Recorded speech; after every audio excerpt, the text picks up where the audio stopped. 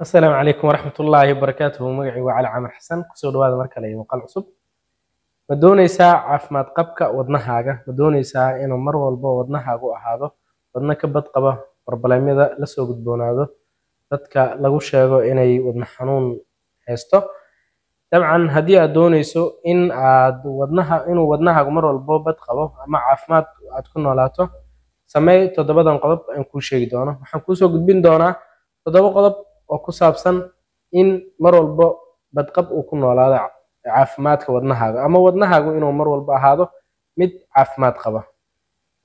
qodobka ugu horeeya insha allahu tacaala ku saabsan toddobada qodob aan kuu xusi doono ee caafimaadka wadnaha waa inaad sameyso jimicsi joogto ah. samee jimicsi joogto ah mar walba waxaad sameysaa dhaqdhaqaaq iyo exercise si wadnahaagu uu u ahaado mid caafimaad qabo. markii wadnaha aad macnaha jimicsi sameyso wadnahaagu dhiiggiisii ayaa dhaqdhaqaaq sameynaya, sidaa darteed waxaa halkaa ka baxayo in uu ku yimaado xididadii wadnihii ay xirmaan. sidoo kale horumarinta xididada ama mar walbo xididada wadnaha dhaqdhaqaaqoodu inaad horumar ku sameyso oo aad movement ku sameyso iyo kuwa xididada wadnaha soo galo iyo kuwa ka baxo mar walba waxay exercise u yihiin horumar u yihiin exercisekaas ama dhaqdhaqaaqaas aad sameynayso. kulama aad jimicsi sameyso marka waa kulama aad development iyo horumar ku sameyso xididada wadnaha soo galo iyo kuwa ka baxo. qodobka labaad wuxuu yahay ku saabsan caafimaad qabka wadnahaaga joogteynta cunista cunno isku dheelitiran. cunno isku dheelitiran inaad cunto oo aad mar walba daa'into ayaa waxay ka qayb qaadanaysaa caafimaad qabka wadnahaaga. marka dabeecad ka dhigashada cunista cunooyinka isku dheelitiran sida cunooyinka qudaarta oo aad ka hesho vitaminiska iyo cunooyinka hilibka oo aad ka hesho proteiniska iyo cunooyinka la yiraahdo fiber mealska oo kaa caawiyo laxative ama calooshaadu inay ahaato calool aan xirmin ama caloosha xiran inaadan dhihin. cunooyinkaas inaad cunto ama aad ka dhigato dabeecad ayaa waxay kaa caawinaysaa inay yareeyaan in wadnahaagu uu ku yimaado khatar weliba xididada wadnaha soo galo. marka xididada wadnaha gaar ahaan markii wadnahaagu uu sameynayo oo bambeynayo dhiigga ama dhiig uu tufayo. cunooyinkaas marka qudaarta iyo hilibka oo midna vitamin aad ka helayso midna protein aad ka helayso iyo qudaarta cunooyinka la yiraahdo fiber mealska sida galleyda qamadiga misirta iyo wixii la halmaalo oo caloosha ka dhigo saxarada jilciyo waxay kaa caawinayaan ama kaa yareynayaan in ay kusoo wajahaan khatar wadnaha ku timaado. weliba waxay ka hortagaan xididada wadnaha soo galo in ay ku yimaadaan problem degdeg ah ama acute cardiovascular diseases waxa la yiraahdo. sidoo kale qodobka saddexaad ee kaa caawinayo inuu caafimaad qabo wadnaha waxa weeye jooji cabista sigaarka inaad cabto ama isticmaalkiisa waa qodob kale oo dhibaato ku ah wadnahaaga. laakiin haddii aad joojiso sigaar cabidda ama aadan cabin weligaa ama haddii aad cabi jirto aad joojiso ama aad yareyso ugu yaraan waxay ka qayb qaadanaysaa inuu wadnahaagi ahaado mid caafimaad qabo. isticmaalka tubaakada marka waa waxa ugu badan ee khatarta ku ah caafimaadka wadnaha. mar walbo tubaakadu aad isticmaasho waa mar walbo riski ama khatar sii geliso wadnahaaga. warqad kasta oo sigaarka la socoto ama wax kasta oo ku saabsan tubaakada waxaa ku qoran tubaakadu waxay u daran tahay ama waxay waxyeeleysaa caafimaadka. waxa ugu horeysa waxyeeleynaysa waa wadnahaaga. qodobka afraad wuxuu yahay ka qayb qaadanayo caafimaad qabka wadnahaaga jooji cabista khamriga haddii aad cabi jirtay inaad isticmaalkiisa iska joojiso waxay ka qayb qaadanaysaa inaad ahaato qof uu wadnihiisu caafimaad qabo. qaadashada 1 galaas ama 2 galaas oo khamri ah maalinkii inaad cabto waxay kusoo dedejisaa wadnahaaga inay shaqeyn waayaan xididada wadnaha gaar ahaan markii wadnihii uu ka qayb qaadanayo soo saarista dhiigga oo gaarsiinayo jirka intiisa kale.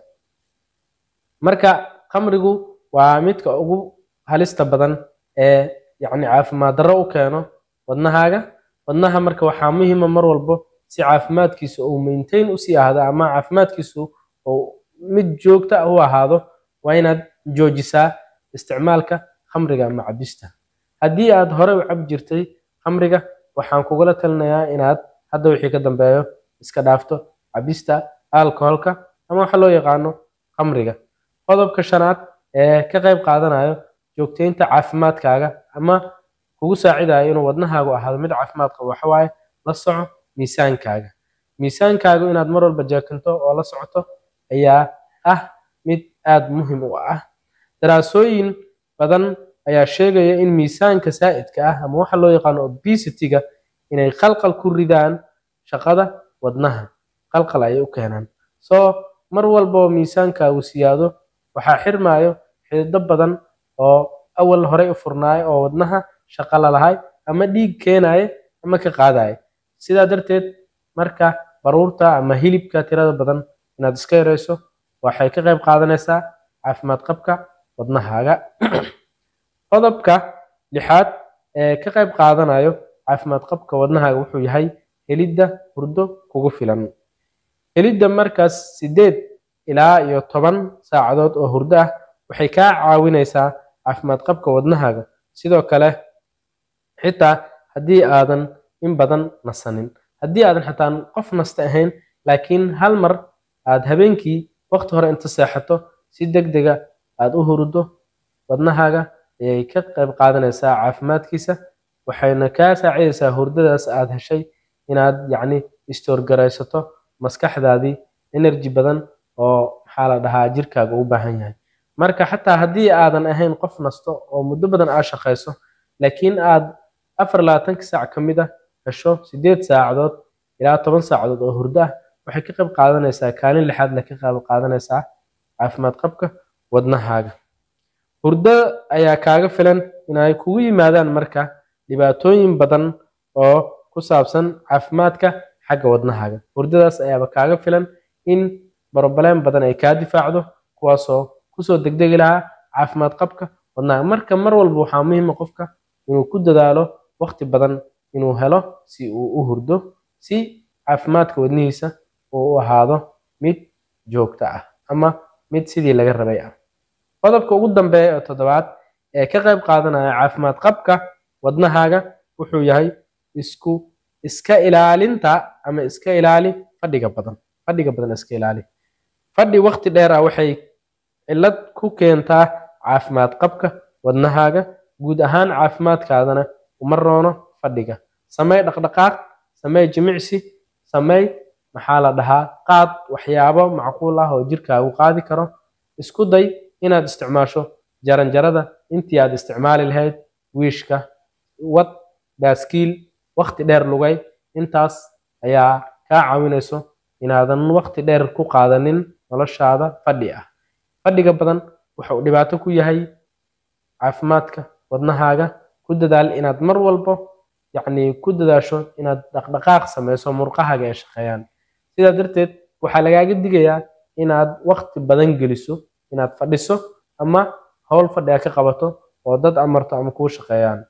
mararka qaar haddii aad guriga korayso ha isticmaalin wiish jaranjarada usii kor si yacni murqahaagii iyo kala goosyadaadii iyo dhiiggii wadnahaaga tagayay kii kasoo baxayay ay u helaan wax yar oo nashaad ah.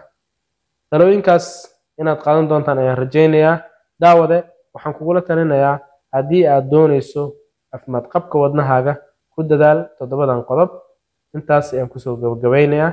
fadlan ha iloobin inaad page-ka follow dhahdo haddii aad naga daawanayso Facebook, haddii aad YouTube naga daawanaysana channelka subscribe inoo saarto, la sii wadaag saaxiibada muuqaalkana share garay. السلام عليكم ورحمة الله وبركاته.